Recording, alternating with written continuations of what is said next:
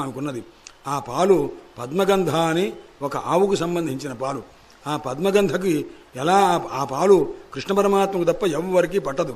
ఆ పద్మగంధని ఎలా పెంచింది అంటే 1000 ఆవుల్ని తీసుకొచ్చి, ఎందుకంటే వాళ్ళ ఇంట్లోనే 8 లక్షల ఆవులు తక్కువ ఉండవు కదా, 9 లక్షల ఆవులు.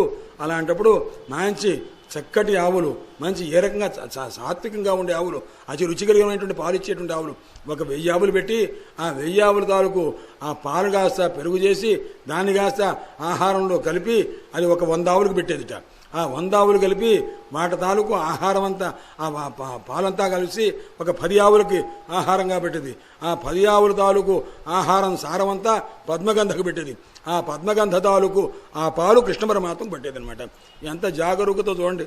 తల్లికి జాగరూకత ఎలా ఉండాలంటే మా యశోదమ్మని చూసి నేర్చుకోబోయా అన్నారు మహానుభావుడు విశ్వనాథ చక్రవర్తి. చెప్తాడు, అయ్యా ఎంత జాగరూకతగా ఉండవలే ఆ తల్లి. 1000 ఆవుల సారం 100 ఆవుల్లోనా, 100 ఆవుల సారం 10 ఆవుల్లోనా, ఆ 10 ఆవుల సారం పరమాత్మగా 1000 ఆవుల సారం అంతా తీసుకొచ్చి ఆ మొత్తం ఆ పిల్లవాడికి పట్టాలి, అంత గొప్పగా ఉండాలని. ఆ అందుకోసం ఆవుకి పేరు పద్మగంధ అని